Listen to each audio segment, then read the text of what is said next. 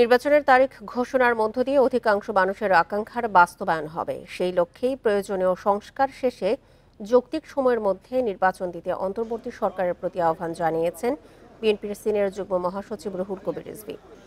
দুপুরে ২৪-এর গণঅভ্যুত্থান ঘিরে বিএনপির ৩৬ দিনের কর্মসূচির প্রথম দিনের ভেন্যু চীন মৈত্রী সম্মেলন কেন্দ্রে পরিদর্শন শেষে এসব কথা জানান তিনি।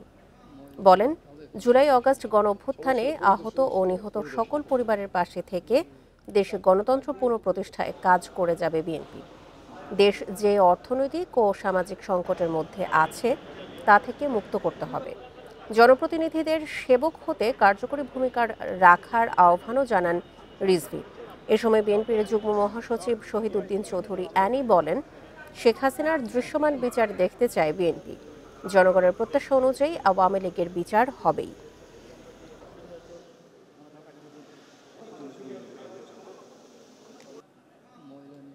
প্রয়োজনীয় সংস্কার শেষে নির্বাচন দিতে হবে এবং সেই নির্বাচনটি অবশ্যই যৌক্তিক সময়ের মধ্যেই সেটা দিতে হবে। প্রধান উপদেষ্টা ডক্টর মোহাম্মদ ইউনূস এবং বিএনপির ভারপ্রাপ্ত চেয়ারম্যানের সাথে বৈঠক হয়েছে।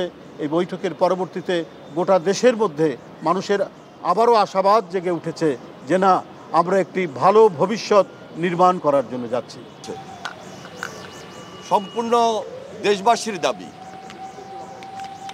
খুব শীঘ্রই শেখ হাসিনার বিচার দৃশ্যমান হবে,